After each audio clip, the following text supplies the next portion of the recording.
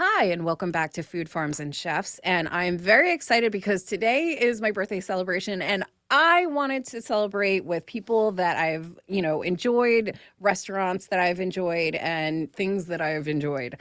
Um, so I have my first guest on, who is the executive chef of White Dog Cafe in Glen Mills, Michael Selser. Welcome to Food Farms and Chefs. Hey, what's up, everyone?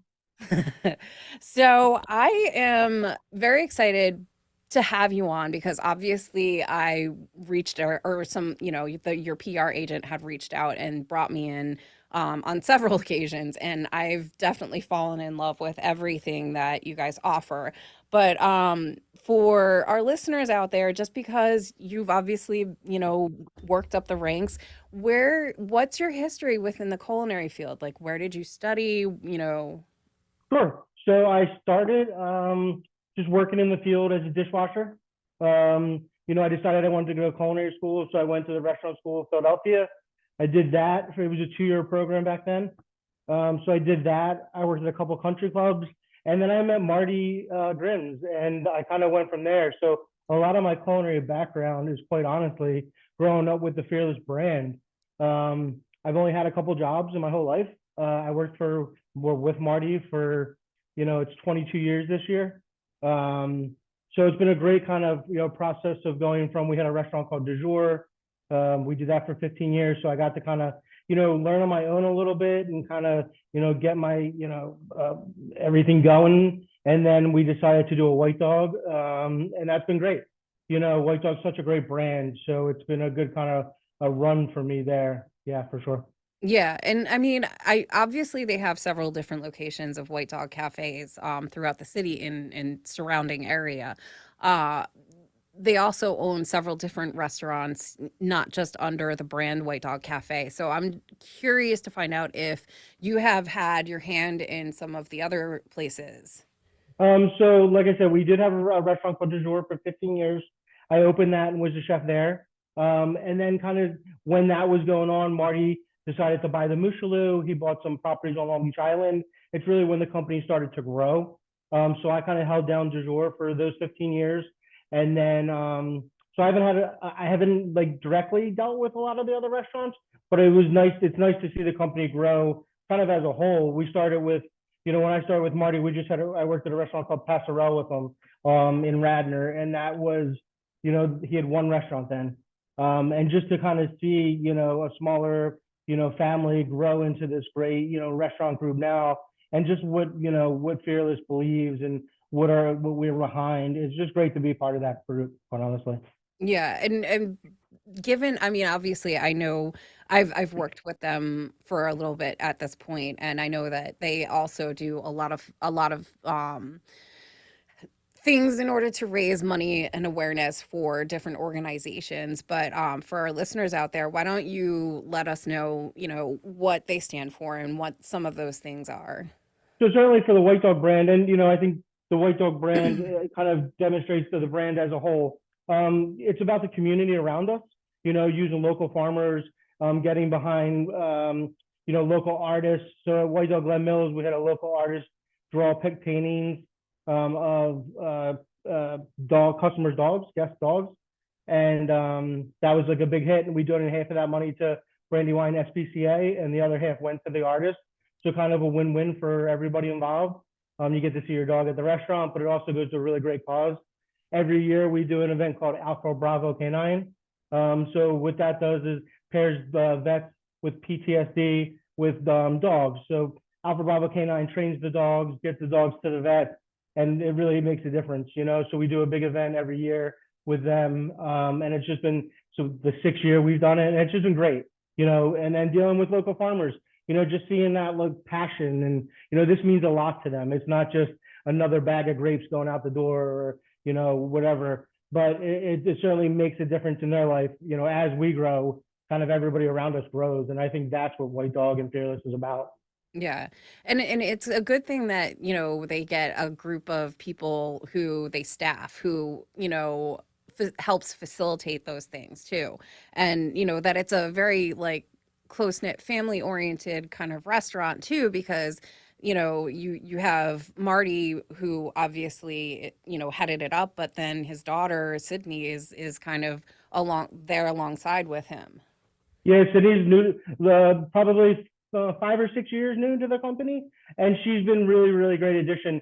She brings kind of like a younger set of eyes, kind of a new age of restaurant tour, to the brand. And I grew up knowing Sydney, Yeah. so it's kind of a great, just it's a great place to work, and culture's great, because we do care about our employees, and we do want to see people grow, and that's certainly important to us. Yeah. And we've proven it. Yeah. Yeah, and I mean, you can see it on your staff too, because when you go there to eat, like your staff, like members, your servers, your front of house people, they're happy. They're happy to be there, you know. They have a positive attitude and they're on top of things. They're 100% on top of things. Um, so it's nice to see that and just everything come together because I know in the restaurant world, like the restaurant industry, it can be a very time consuming, tedious thing to take on and the what you guys put in. Obviously, there, people will feel that when they walk in. And White Dog, I mean, you guys Marty and your team like went all out because if you walk in, it's just there everywhere you look, it's like, oh, look at that, there's something interesting to see or experience. Yeah, I mean, I think as a neighborhood restaurant, we want you to come back and kind of, see something new every time. And, we do that with the food and with the decor. And we've tried to really up their game in that, in that aspect with Cindy coming on board. She does a great job with that. Great little kind of like things you wouldn't think about in new restaurant development. So we're lucky to have that. Yeah. And I mean, I know a lot of restaurateurs will do, seasonal menus, but I know that you guys had brought us in. I mean, we've been brought in several times through each iteration of your menu changes, but most recently obviously is the fall. So So, yeah, so the fall menu is great. We're, obviously White Dog is a brand we like to stay seasonal, and we try to change every season. So we bring you guys out a lot to try the new things. But yeah, we're working with apples from three farms, Three String Farms, and we're working beef from Green Meadow Farm, and really nice stuff this time of year. So it's always good to have people try it and kind of get it out there, and we see the value in kind of social media. So. yeah. And I mean, I like the fact that you have close-knit relationships with the farms because not everybody does that. Not all of the restaurateurs do that. And I'm sure that you take the time to, pick and choose which ingredients that you're going to utilize from each farm. And, I know that you're able to, come on here and talk about the different purveyors that that you're bringing into the different restaurants. Yeah, I mean, for sure. I mean, we're always looking for new purveyors and new quality products. I think that this time of year is great for fall ingredients with pears and apples and root vegetables. Kind of after you get out of the summer, and you want to, that's the great thing about White Dog is you're always coming into like new ingredients and new things. It keeps both. That's kind of the culture of White Dog, right? So it keeps everything moving. It keeps the servers kind of on their toes, knowing everything, and that back and forth between the front of the house and the back of the house, that engaging conversation about food is always kind of there because we're always changing. It keeps the cooks engaged. It keeps the chefs engaged. So yeah, I think that what we do is great. I think that we're always striving to be better, but I think we do a good job, getting to know our purveyors, and I think some of that is with the tenure of the chefs. Everybody on our chefs team has been with the company for 8 years or more. So you really get to know everybody, and you're working hand in hand with these farmers every day. And they're calling you when they have this awesome radish. Oh my God, you have to try this new radish I have, and you're like, man, it's a radish. And then he comes in with it, and it's like the most tasty, beautiful radish you've ever had. Yeah. But they just get so jazzed about it, and I think that's what's so important about working with people directly like that. You're not getting that when you just work with larger providers. Yeah. And I mean, you're mentioning radishes, and I feel like radishes and beets don't get very like as much play as they should because I mean, beets, I will say is something that you're either going to like or dislike. But radishes, I feel like it brings like not only the texture of a radish, but like the different iterations of radishes. Like I love a good watermelon radish. Like Yeah. that's one of my favorites. So I'm sorry, like to pull from like what you were just saying, but Not yeah. Um, Watermelon relish is great. They're so pretty, you know? yeah, and that's the other thing. Plating them is gorgeous. And then, with beets, you have the red, the one that we all kind of classically know as a beet, but then there's the yellow beets. There's also a candy stripe beet that's Oh, very pretty. Yeah. I So it's haven't. like, yeah, it looks like a candy cane a little bit. Yeah. Oh, that's very cool. I haven't come across that one yet. So, You have to search that one out in your next beet endeavor. yeah, of course. Because I love beets. I mean, if you give me a plate full of root vegetables, I'd be really happy. Yes, I'm a big carnivore, but I also was a vegetarian for like 10 years, so Well, I can appreciate both aspects. yeah, and I think vegetables are more important than ever now. With the kind of way the world is moving, and the prices of proteins and healthy eating. I think that vegetables are important for Yeah. sure. And there's interesting things that you can do with vegetables because you don't have to just myopically like roast them or grill them. Like there's more that you can do with them. I mean, I for one like roasting them and then I'm tripping over a word, sorry, pureeing them and turning them into soups. I love to make a good creamy carrot curry soup. Oh, that sounds good. Yeah, that sounds You delicious. feel free to steal it and I'll come and cook.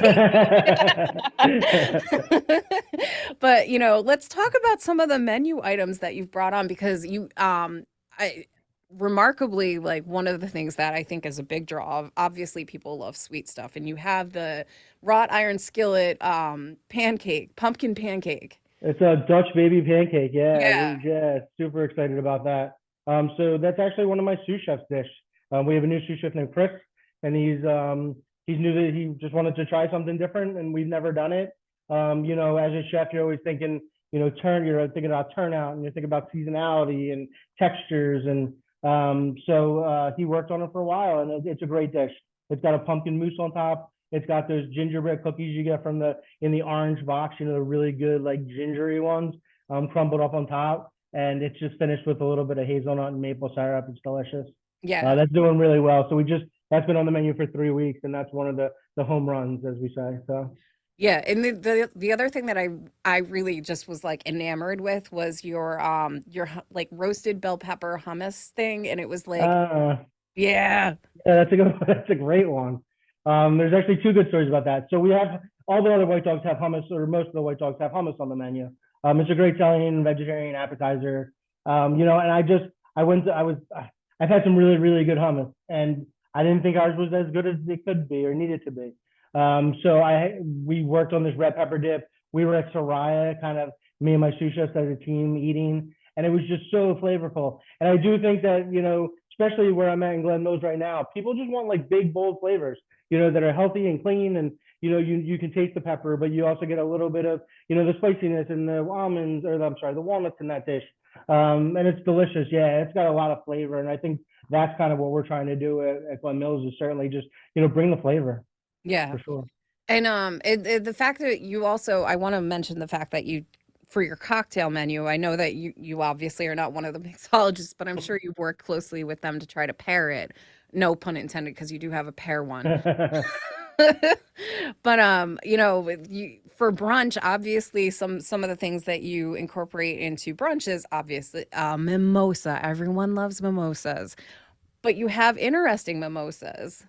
We do, yeah. So I mean, the cocktail program is just as seasonal. So right now we have a pear pressure. It's like a kind of a martini, a pear martini on the menu. We have a spicy margarita. But yeah, they're using a lavender in drinks that we're so generally when we're doing menu development, we're kind of playing with the same ingredients. So they're using pears, we're using pears.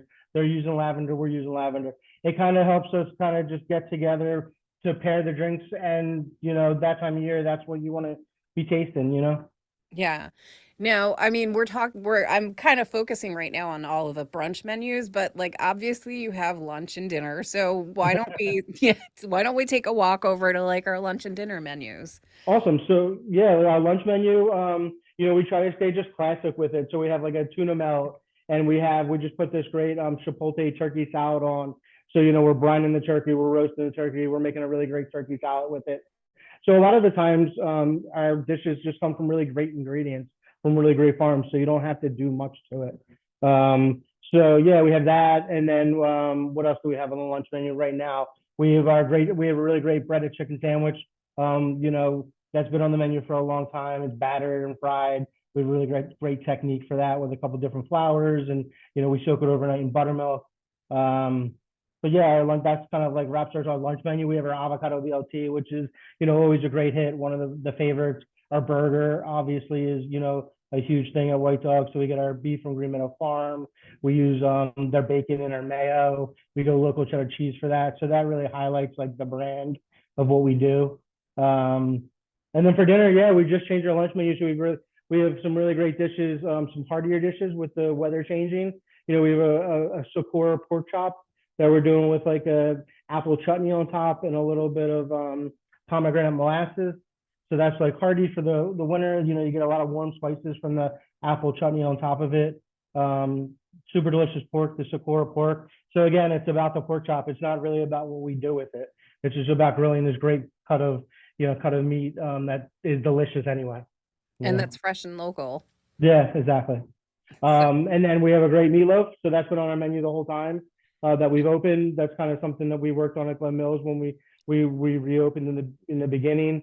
So we're doing like a 12-ounce meatloaf and then a twice baked potato with that with okay. Noble cheddar and broccoli, and it's a really great dish. And that'll be on the menu for probably ever, honestly. I People would almost kill me if I took it off. I was gonna say I almost want to like suggest doing I mean it would be a little bit extra, but a Hasselback.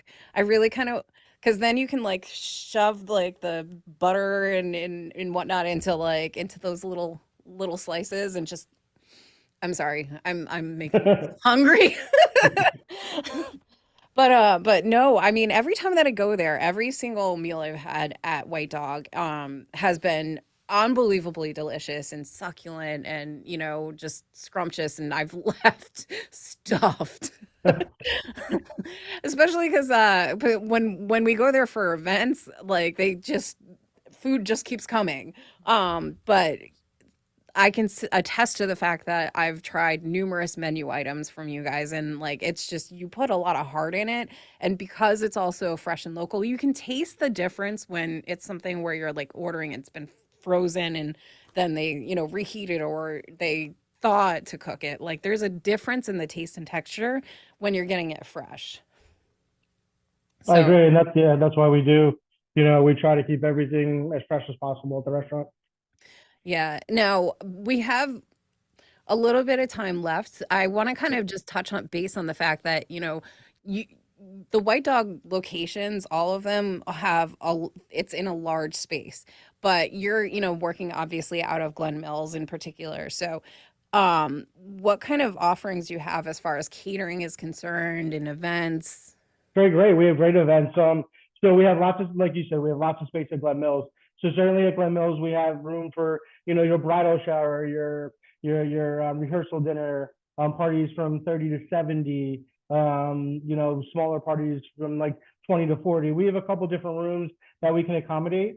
So that's certainly helpful. All the White Dogs are a little bit different like that. So we have a marketing team that kind of you would work through with for banquets. But for Glen Mills, we take that, and then we also do catering to go. So right now we're working on Thanksgiving catering to go. So on the main line, that's been a huge draw for us for the last couple of years. Glen Mills, this is going to be our second year doing it. So we offer kind of Thanksgiving, the whole package. We get a really great local bird from Conch Farms. So you get an 18-pound turkey and enough food for about 6 to 8 people for your Thanksgiving. It all comes pre-cooked, and you just kind of warm it up. So that's a great thing for us and a great thing for the farms and easy for you at home. So we're certainly trying to market that right now. And then we go into pajama brunch.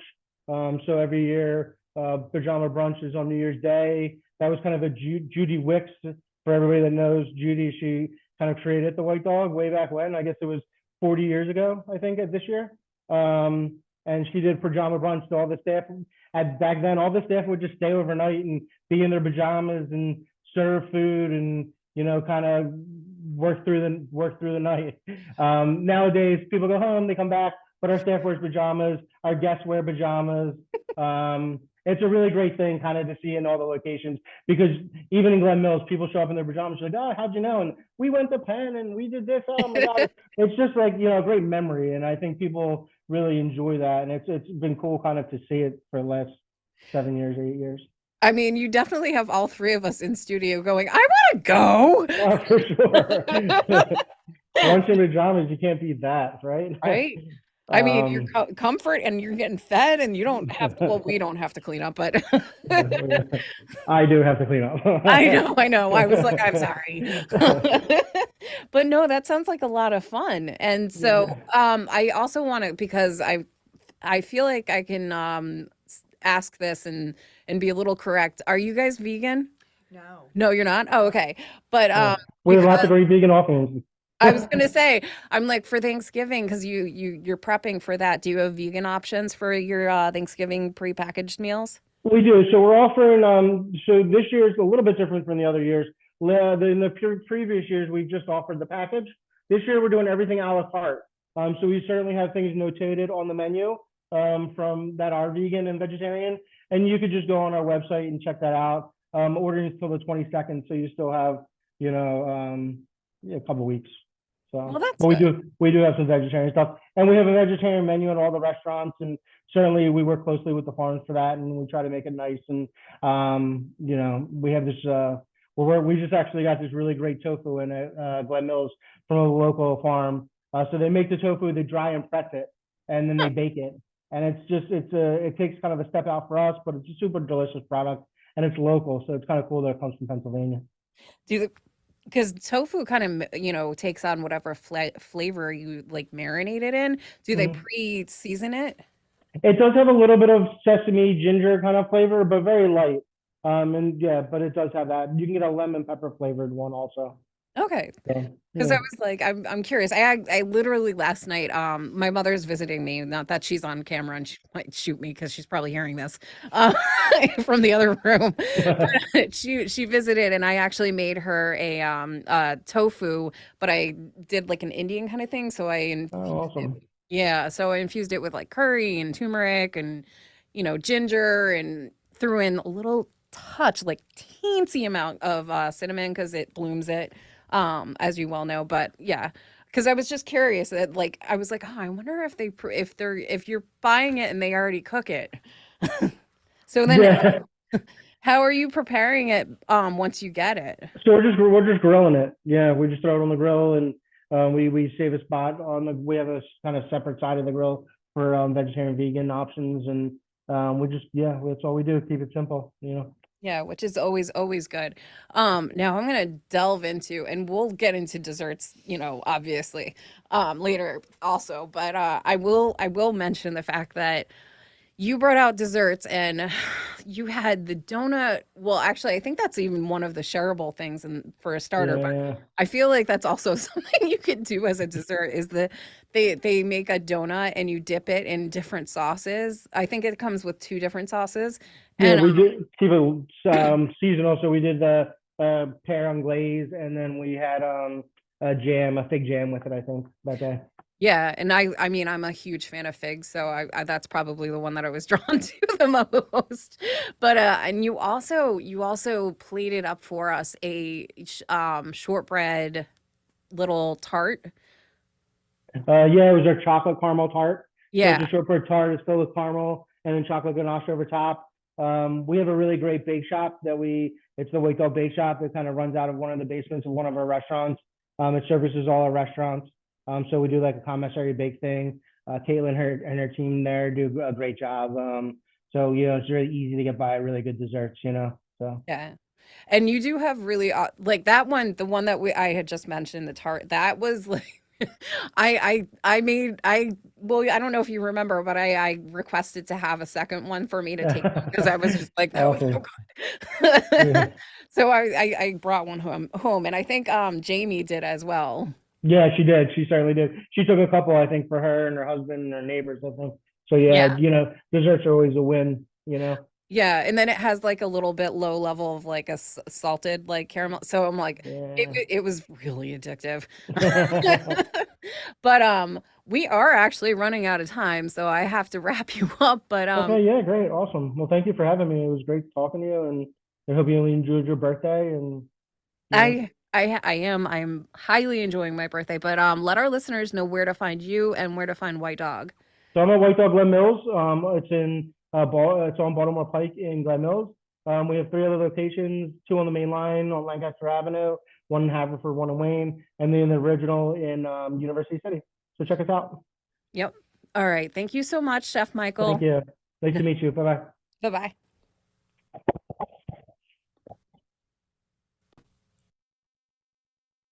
Hi, and welcome back to Food Farms and Chefs. And I am very happy to introduce you to the two co owners of Pretty Tasty Cupcakes, Laura Mart and Sam Talmadge. Welcome to Food Farms and Thank you so Chefs. much for having us. Yeah, pleasure to be here. No problem. So, before we actually hopped on, we were kind of giggling and getting a little yelled at for time. But let our listeners know, like, how did, because you are the current owners, but how did you come about, owning the Tasty? So, okay. Pretty so, Tasty. Pretty Tasty, yeah. So, it originally started out in Cape May, New Jersey, with the original owner, Erica, and she had a small little shop in one of the kind of like seaside malls and everything. And her son has a nut allergy, so that's why she realized the need for this. That most places either can't guarantee that things won't be commingled with nuts or whatever. So one of the owners of our location, she was down in Cape May, and her sister has a nut allergy, and she was like, well, we need this in the Philadelphia area. There's nothing like that around here. And honestly, it's still true. We have people come from 5 different states to come see us. We have a couple people who like went to college up here, and they come back every time. Yeah, nut-free bakeries are not super common. No. They're very hard to find. And the thing is you can't guarantee when you go to a bakery that says like this is not free that it didn't get exposed to it. And there are definitely people who are super sensitive. Yeah. Yeah, like my nephew has a huge peanut allergy, and I'm sensitive to that. So if I go out to eat somewhere, I'm like vigilant. I'm like make sure that there's no nuts. Like don't use peanut oil. Don't like I'm very like Yeah, peanut oil is that one that people forget about. yeah. We get the rundown from any new person who comes in. We tried to give them a cookie, which we did bring along some chocolate chip cookies for you guys, but that's always our, like, you found us, like, here's a cookie, try it out. Cookie. Yeah, it's completely safe, but it's always like, now you're sure. And like, what do you do? And it's like this like set of things where it's like, these people who have allergies like literally need to do this every single time they pick up a piece of food. You don't know. You can tell the moms who have just had to like do this at every restaurant, and they're like, "Are you sure? Know this, know that, know that." And you're like, "We're good. Yep, you're good. You're so good here." We've had parents cry when they pick up a cake because it's their kid's first real birthday cake they've ever had before, and yeah, so. It's a really fun experience, but I think we were originally talking about how we ended up being in partnership. We went on a detour there. So I started working in August of 2019, but before COVID and kind of before my year came around, we were in the midst of COVID and everything. Whole world went wild. Everyone kind of had to figure out what we were doing, and the other partners had other jobs and restaurants and things to run. So I ended up being there mostly. And eventually, especially because the 2-state divide, it just made more sense for us to, for me to buy Erica's shares. And then she had her restaurant and or bakery, and we had ours. So, because it was too hard to coordinate with things and everything. So if we were doing one thing, like, we wanted it to be the same, or like people would like call us by accident or something. We're like, you're coming to Conshohocken and not to New Jersey, right? It still scares me every time I get a New Jersey number. I'm like, and you're coming to Conshohocken. Yeah. Yeah. But so I ended up purchasing Erica's shares, I think 2 years ago. I think I've been an owner for 2 years now. And then recently, Kim and Gabby decided to, they're my current co-owners, they decided to move on to other endeavors, and Sam's been working for me for about the same time when I bought the shares, a little over 2 years. Yeah, I think I got there a little bit before you bought your shares. Yeah, right I was still around just the that time, manager for sure. then. So the last like 6 months or so, I was like, hey, you want to buy half the bakery and we'll run this? And Hey, you live here anyway. yeah, so like we both live buy here, in? so yeah. And it was kismet. Exactly. It Yeah. just kind of all came together eventually. And after some back and forth and stuff, we've moved in that direction. And we signed half the papers last week. We're going to sign the rest of the papers this week. So it's kind of Oh, like right in the middle. congratulations. Yeah, so we're really It's pretty much excited. I mean, it's official. super fresh. It's very fresh. Yes, Yeah. hot off the press, you might Yeah. say. All of our families have been like, when is this happening? We're like, paperwork takes a while. You Yeah. don't understand the legalese of it all. It's got to be nice. And we want everyone to be airtight. happy and Also that. compensated. And like, Yeah. so. Yeah. Yeah, Now, are you sticking with the current name, current brand? We have thought about maybe expanding it into something like slightly more general because like we are so much more than cupcakes now. We do custom cakes and we have signature cakes. We do cinnamon buns and pops and cookies and all sorts of things. So it's funny because people call us because it's Pretty Tasty Cupcakes. They're like, well, do you have cakes? Like, yes, we also have cakes. So it's usually So you want it like like we're growing maybe Yeah. or something. So So we've been throwing around a couple names, but also we've really kind of become a part of the community in Conchi. People know us. People throw our name around on the nut-free like kind of mom groups and things like that. They're like, no, you have to go here and it's safe. And Yeah. So we kind of already have a reputation. So it's a little bit hard to pivot with a name. But Yeah, it's definitely not something we're planning to do anytime soon, but it is something we're talking about. And it would not really in the be holiday like season. no, No, it would definitely be like a growth on what is already here. Yeah. Because we also want to honor the owners who started it because they did put Yeah. a lot of love into We the ran brand with name it, and but like, everything. Yeah. they started the foundation and groundwork and everything. Yeah. So. And I mean, it is a brand. So you get, your loyal customers that are like, I definitely know this is what it is. We've ordered it before. And even if they're trying to find your brand and find your place, they're going to probably say something, the nut-free bakery in Conshohocken, and like Google will pop it up. Exactly. Yeah. Or there's certainly ways with like optimization where you can like if they put in Pretty Tasty Cupcakes, it just bounces them somewhere else. So Yeah. But yeah. So, yeah. But do either of you have nut allergies? no, I don't actually. The reason I was grimacing before is because I have a lavender allergy, which is like super bizarre. Yeah. I love lavender. I know. I know. We have a lot of complementary, like you like that, I like this, like back There's a and forth. Venn That works diagram. really well for us in this way. Yeah. But yeah, I Which- don't have any food allergies. I don't. Yeah. I don't remember you saying it. I don't love nuts though. You I don't hate- love nuts? I don't hate them, but Okay. they're not like if it's like, oh, it's a brownie with nuts or without, I'm gonna go without. Yeah. Well, Sam wasn't aware that peanut butter was popular before working for us, so I just don't think it's on his radar. I just don't really eat peanut butter. But the thing is, for our listeners, one of my favorite flavor combinations, it was chocolate and peanut butter. And my one of my friends was trying to surprise me and have you guys come in. And my friend asked me like, "Oh, what are your favorite flavors? What are your choices?" And I immediately said peanut butter and chocolate, not knowing that you were coming. Yeah. We get it all the time though, so we totally understand. I think actually that was a sign that like our we'd grown in the community well past like the just being a nut-free brand was when like there was an increase of people being like, so do you have any peanut butter? Do you have any pistachio? And just like not realizing and it. like not Yeah. realizing because they're just like, oh, this is this bakery that is here that people in the community really like. Yeah. And like the nut-free thing is no longer. I mean, it is still our main priority, but not it's necessarily who the we only cater thing. to. Yeah, exactly. Yeah. It's also funny though too because a lot of people will mistake like nut-free baking with basically we are making what you would make in your kitchen if you just did not use nuts. The cake doesn't taste any different. It's not like a vegan cake or a gluten-free cake or something like that where you use other things. So we often have that conversation. Well, does it taste the same? And we're like, yes, it literally is like what you would make in your house. It's exactly the same. No Yeah. nuts. No nuts. I mean, not exactly the same though, because obviously you're a bakery and you're putting a little extra love into You it. don't make There's- this exactly like this? and pipe it. Yeah, the painstakingly. skulls on there and everything. I mean, maybe there are some people, but not me. And I want to say also, like, I covet the cake pops. I know it's like squish up like frosting and Yeah. cake, but like it's just so good. I know. Yeah, it's one of those just like really simple things that it's like, how did it take so long to come along? And then also like it's just They're so And delicious. now it will be here forever. Yeah. If I can slide in something, maybe interesting because you do eat meat, but like the chocolate covered bacon is ridiculous. Oh my gosh, right? Yeah. I feel like the last time we did chocolate covered bacon, we did it for like a Father's Day cupcake. And we did like a did, yeah. bourbon kind of caramel and bacon on there and everything. It was really good. It was Nice. very good. We have to bring that back sometime. It's Yeah, been definitely. a year or more, I think, at this point. Yeah.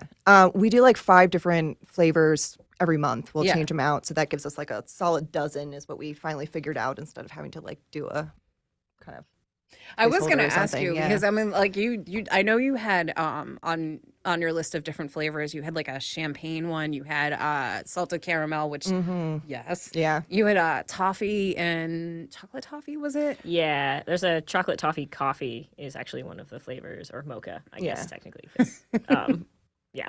But that is one of the seasonal flavors for October. So actually, we The have this- champagne one's always so fun because we like replace the water in the recipe from it. So it gives that like really bubbly, like it's a very light airy- cake. Yeah, Yeah. It's a very light super cake. light cake. And I'll feel, and it gives it a nice flavor, especially if you couple it with like something that's tart, like a raspberry, or like put strawberry in with it. well, like you were talking about before, we like to do mimosa ones too because, you know. Yeah, absolutely. Any kind of like mimosa. We've done like a French 75 inspired really? one before. Yeah, with like kinda a little go champagne back and pipette forth. and lemon and stuff. Yeah, we kind of go back and forth every month of having like if we use a pipette, if we have alcohol in it, or if we don't, because the kids love the pipette. So like that one, and we're like, like, that is "You not can't for you. have You that." cannot have that. Yeah, but they always hone in on the pipettes, and we're like, like So not we have this to- month. Yeah. We have to make sure we only have like, if we have an alcoholic flavor, we like to have like one. And then we are usually very careful about like, oh, hey, that does have champagne in it, because the kids are always pointing at it. So I mean, but if you bake it, it's cooking off, so Yes. it should be safe. We do the pipettes in it though too, so there'll be like an extra Oh. like kind of like. yeah, the baked champagne cake is totally fine for, Yes, cake, yeah. for kids. But It's funny, people are still kind of weird about that sometimes too. That like I don't know if they aren't aware of that like the alcohol bakes out of it, but I feel like some people don't know, and so maybe that's a good thing for us to talk about Yeah. anyway, Yeah. just because Yeah. like if it's baked, it cooks off, like period. well, alcohol in general just evaporates because we use it for like painting and stuff as yeah, well. so you can actually use high proof alcohols to like mix with edible like metallic Oh. pigments, and then you can paint with them, and then obviously the alcohol evaporates off. And you're left with like just metallic like writing, Yeah. piping, that kind of stuff. So That's yeah, and you can very like paint cool. cookies, fondant, like all sorts of stuff. So Do you ever do the I think it's called the Galaxy? oh yeah, yeah, we love galaxy space cakes. So much fun. Because that it just looks gorgeous. I mean, I know it's just like pouring and it kind of like goes all over the place, but Yep. it just has such a pretty look to it. Like the mirror glaze and Yeah. yeah, that's so much fun. Maybe put some sparkles in edible. I was just gonna say you have to put the glitter on. Like we are all about the glitter. we are all about edible glitter. We do joke about like the glitter and the sprinkles though. That will be like, well, do you want sprinkles on that? And like, I've definitely had the response of like, well, who likes sprinkles? It's like, Everybody? I know. Doesn't I everybody like I feel sprinkles? like everybody gets excited over that, and they have the glittery sprinkle ones too. And I'm like, how could you not want like unicorns, and like Yeah, we have big containers of sprinkles in like rainbow order because we just have so many options. Yeah. It's always a funny time when somebody's like, "Oh, okay, can I get sprinkles on that?" I'm like, "Yeah, what do you want?" And they're like, wait, what do you have? I'm like, like, what everything. I have colors? everything. We're like- I've got mermaid tails. I've got ghosts. I've got pumpkins. I've got everything that you could want. Yeah.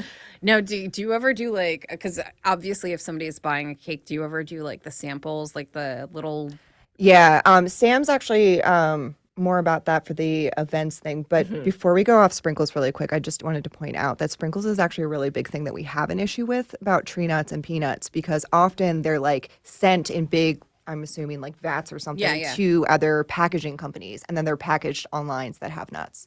So like even like Wilton and stuff like that, I have to like pick up the bottle and look at the bottle to make sure that it came from a factory that is nut free, even if I bought it before. oh, wow.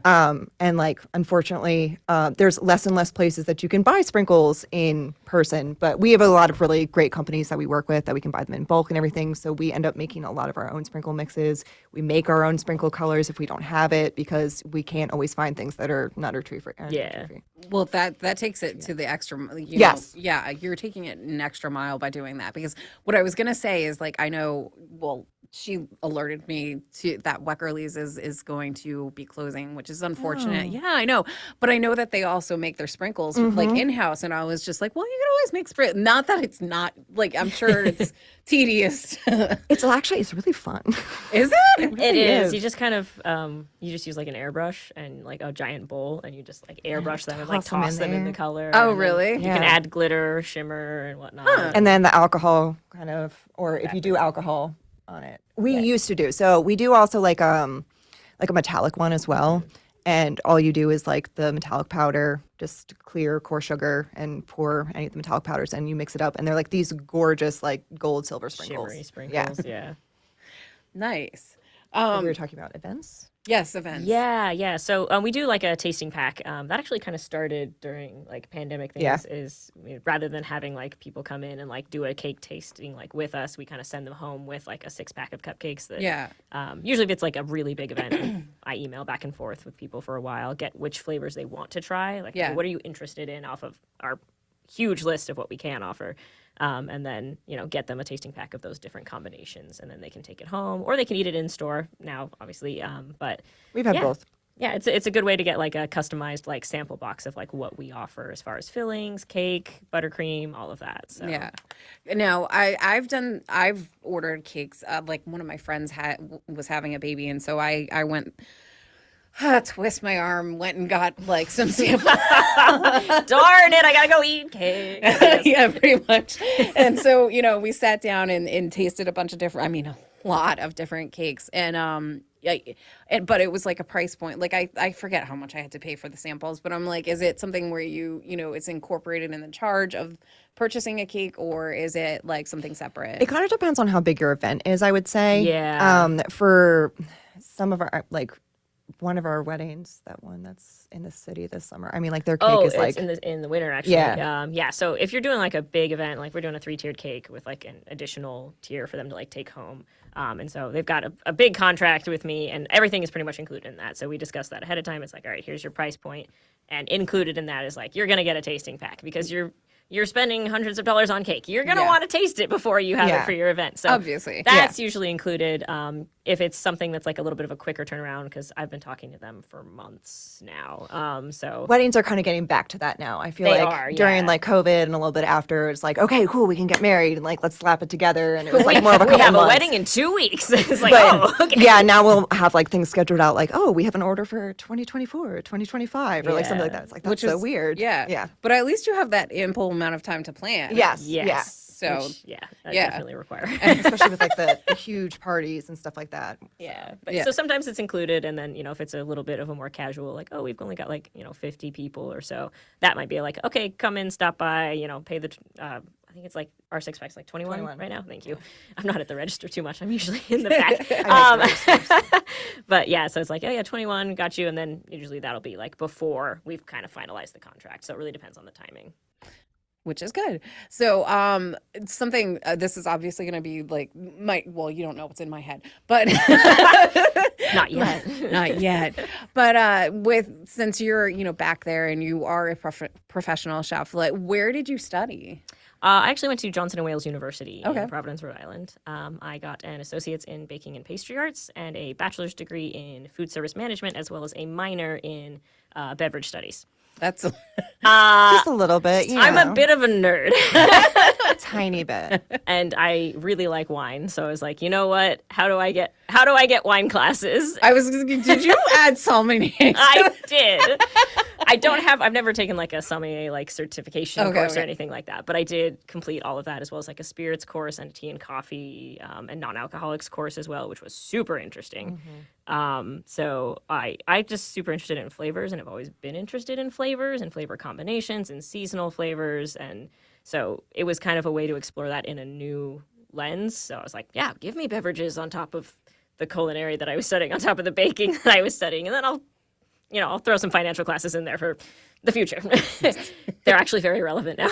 Yeah. Very, very, Since very. buying as a co- business. Yeah, Yeah. yeah. Like, you gotta need some history on that. Yeah, I was definitely focusing more on the fun food flavor things, and like definitely retained the other business stuff and more important now than it was right out of college. But. Yeah. It's the tool belt you have, like all the different like schools. You're or well-rounded. places you've right? worked and stuff like I'm a that. Like circle. I've taken something from every place and I use it in every place. Now, are you in any way, shape, or form classically trained? No, absolutely not. I grew up baking with my mom and my grandmother. My mom kind of learned to cook and bake once she joined my dad's part of the family because my grandmother made everything from a box. Like there's nothing. So she had no idea when she was 20 and moved to Pennsylvania, like how to cook or anything. So Oh, wow. yeah, and I actually would have never known as a child because like some of my fondest memories are making cookies with my mom, or we're actually everyone's going to her house on Sunday to make apple dumplings so we can freeze them and have them all winter and stuff. So Oh, that's nice. and she went back to college when I was in high school and became a food science teacher. So people often are like, oh, well, like, yeah, of course you went into restaurants or in like bakery and stuff like that because like your mom's food. I'm like, no, that was like way later. When I was in college, she was like trying to find teaching jobs and stuff. But so I have 3 art degrees, which is very relevant. I was gonna, yeah, you can, strangely. because decorating is Exactly. It's an I art kind of form. finally found like a kitchen and like what my degree, like the kind of crux and like meeting point of Yeah. that really. So I've done a bunch of different kinds of baking. I've done croissants. I've done like, yeah, croissants are so fun. Breads are so much fun. Okay, I'm a little scared of, the funny thing is like, let me laminate something. I'm afraid of like a loaf of bread. Yeah, and I Wait, would, wait, why are you afraid of a loaf of bread? They just don't like me. I would much rather make a loaf of bread than a croissant. I know. It's Any so day. funny. Because yeah, I've had Abby DeHaan on here, and she's okay. So I didn't. I have do to- know. I do No, know. I'm weird because like I learned how to do croissants before I did bread, and then the bakery. You're like, let me just do the hardest thing Yeah, first. Right. I was so that was my first I interview mean, if ever. you willingly want to make croissants, I will willingly take some. Right? Yeah. So baked with my mom and grandmother. Sorry, I threw no, you no, off. it's Oh, no, totally you're fine. good. I was like, wow, I went Conversation. way off the beaten path now. So I moved to Vermont, and I was working for a law firm. And my best friend worked at a coffee shop, and I was the secretary slash Okay, assistant okay. paralegal I was stuff. like, I was that's not just- no, I've had a lot of different weird jobs. Like Okay. I've kind of been bouncing around until I find out where I belong. Yeah. So I was working at a law firm, and my best friend worked at a coffee shop and made friends with all the people there and started bringing them cupcakes and stuff. And they're like, well, we would sell these for you if you want to make it. So I got my own home bakery license there in Vermont. Got 100% on my health inspection. I was so proud. It's the same person who like did it in all the restaurants too. So like when she came in, I was like, oh, hey, Jane, I know you. Yeah, makes So- it easier. Yeah, exactly. So it was super fun. And then after a while, I was doing that for a couple years. I was like, I wonder if a bakery would hire me. So like I just went somewhere and started learning how to make croissants and everything. And even after my working interview, I was like, I learned so much from my home business just by being here for one shift. I was like so excited about it. But I ended up working there. And then actually very weirdly, because of money issues with how they were running that, I ended up working for a radio station for a while. I did sales. I was not good at sales. It was the only job I was ever fired from. Okay, but you're so good at sales now. You just were know. selling the wrong thing. Okay. Well, I'm sure, as you know, like you're selling air, so it's a weird buy. Yeah. But there's reasons for But it. I mean, if you're selling cupcakes, This is what I'm saying. This is a physical product that's sweet and delicious versus air. yeah, Yeah. you and just I need mean, something tangible. and not a knock against my radio station. No, nothing whatsoever. It's Oh gosh. There we go. I Yeah. was like, I'm gonna get it open. no. I'm just saying, like it's definitely like a very different way to sell something than like a Oh, physical yeah. product. Oh, It's like you're absolutely. selling an idea. Cupcakes. But also cookies and Oh. macarons. That happened. That happened. I it wants to be eaten. Exactly. Yeah. Exactly. So what? Okay, sorry. I keep No, digressing you're on you. totally fine. Don't even worry about it. What are some of the flavors? Yeah. So for you and your little pack there, we did cookie dough brownie, which is one of our signature cupcakes. That's the one with the happy birthday in it. Okay. That one's a brownie with a cookie dough, like a brown sugar. It's a brown sugar buttercream. Yep. Yeah, so it tastes like cookie dough essentially. Nice. But it really great. It's actually gluten free. So we there can you put go. it on our gluten free. I was gonna actually ask you about that if you did gluten free. We do a little bit. Okay. Yeah. Yeah, we're not a gluten-free facility, so like there is gluten. Like we do use the same equipment, we wash it, but it does get used there. We do sift stuff, so like hey, Yeah. there could be flour in the air. But we do make like a flourless like line of cupcakes that are like chocolate and vanilla. So if someone has like an intolerance or something, Yeah. it wouldn't be Yeah. too big of an issue. We do tend to say, hey, if you have like a super severe allergy, maybe please not us don't. for the gluten-free, Yeah, but yeah. we do our best to try and accommodate that. And then we also do a vegan cupcake as well, which Oh, is nice. We have chocolate, vanilla, and funfetti, and then we have a Mm-hmm. vegan buttercream as well. Those two things, because we're nut free, though, we can't really expand because nuts are kind of what makes Yeah. that baking awesome. So. Yeah, so if you're doing like vegan and gluten-free, you have to kind of like nut flours are really Yeah, important really for that important. process. I wonder if you could like switch it up with tapioca flour or something like. So from the first bakery I worked at, I have this amazing like 1-for-1 ratio. Like you could put it in any recipe, and like there's recipes I like better with that flour, and it's like 3 different combinations of like different nut flours, tapioca powder, like all sorts of Yeah, things. something about the nut flours. Yeah. Sorry for our listeners. There's a hiccup because I'm like, you have to be directly in front of the microphone. That's why there was a little pause there. Yeah. It's all right. But yeah, like it definitely would make it difficult considering. Mhm. Yeah.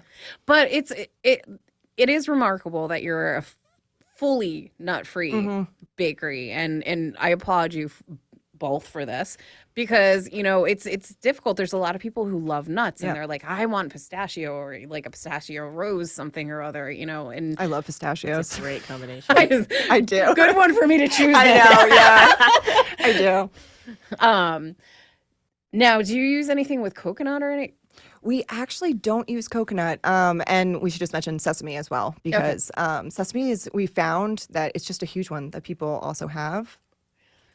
Yeah, so it's in the top 7, 9. What is it now? I think it's top 7. I think it's this top 7. It might still be allergies. top 7, but there's definitely a lot more than 7 allergies. Yeah, but out those there. are the ones that are most common. Yeah. But after working there for like 6 months and talking to a lot of people with nut allergies, I realized that coconut's an interesting allergy because no one is seemingly just allergic to coconut. You're Yeah. also allergic to nuts. So you Yeah. can have a nut allergy and then you're allergic to coconut. But like no one's just allergic to coconut. So it doesn't make sense for us to use coconut if the people who have coconut allergies are people we serve. Yeah. So, So we just kind of checked Avoided both it. of- Yeah. we're like, we'll check all 4 boxes, call it good And for then the we're day. safe. Yeah. yeah. That makes sense. That makes a lot of sense. Yeah. Now, with the holiday season coming up, obviously, like we're right on the cusp of Halloween because that's tomorrow, or actually, if this is airing tomorrow, so today. Halloween. But then you have Thanksgiving and Christmas, and you have all of the holidays. We're in the high season for it. This is so- the gauntlet. yeah. Yeah. So, what can people do, like, as far as, ordering? Like, do you suggest pre-ordering? For like Fridays and Saturdays and around the holidays and stuff, we are booking up like almost 2 weeks in advance at this point. So the earlier you can get your order in, the better. That's mostly for like anything custom or if you're wanting like any large numbers of things. We do stock our store daily, except for Sundays. We all get a day off on Sunday. It's just really nice to have the place closed. We don't have to think about it. Like For one day a week. One day. But other than that, the store is stocked every day. So it's you always have stuff available for people to just come in and, browse, see what and we do try to keep interests you. the orders open for like we always have cookies. We have Yeah, it's mostly cupcakes like and things like that. custom orders, cakes, that kind of thing that really books out 2 weeks. But holidays, the sooner you get it in, the more you guarantee you're going to have to, Exactly. have what you want and make sure you have a time slot for if you want something more complicated or special. Yeah. or large. If you have a large party, then Yeah. we're a small bakery. We like some notice. Yeah. That's of course. And now, do you do trays and whatnot too, Yeah. just for like people who walk in? Yeah. Yeah. So that's more around like the week of Thanksgiving and then like probably like half the month of Christmas. And for Christmas, we've been trying to figure out how to do like a Christmas like cookie tin where like we just have the cookies, you buy the tin, and like that is like you Just pick out your the cookies that you basically want to wanna go make. in it. But yeah, cookie platters, treat platters, those things are really huge around the holidays. We can do pretty sizable ones. Yeah. We've done some that are Yeah. like 50, 60, 70 pieces on a platter. So those are usually a big And hit at actually, parties. some of the things we brought were things that would go on: yeah, the like- marshmallows, cake pops, Yeah. pretzels, cookies. We do cookie sandwiches. That was one of the only things I had at my actually Halloween wedding. I couldn't look at cake. You're like cookie sandwiches only. All right, so I am getting the wrap it up kind of sign. So let our listeners know where they can find you online, and find a way to order? So we're probably the most active on Instagram. It's at Pretty Tasty Cupcakes PA. Our website is prettytastycupcakes.com. And Yeah, that's. I mean, you can. There's Find access to all- our Yeah. gallery there. Yeah. Inquiry forms, everything there. That's how you get in contact. all the with us, info, really. I'll reach out to us. All right. Well, thank you so much for joining Thank you us so much, on and Food. happy birthday. Thank Happy you. birthday! Thank you. I hope you enjoy the cupcakes. I most assuredly will. All right. And we will be right back every week with a brand new episode. So tune in to Food Farms and Chefs.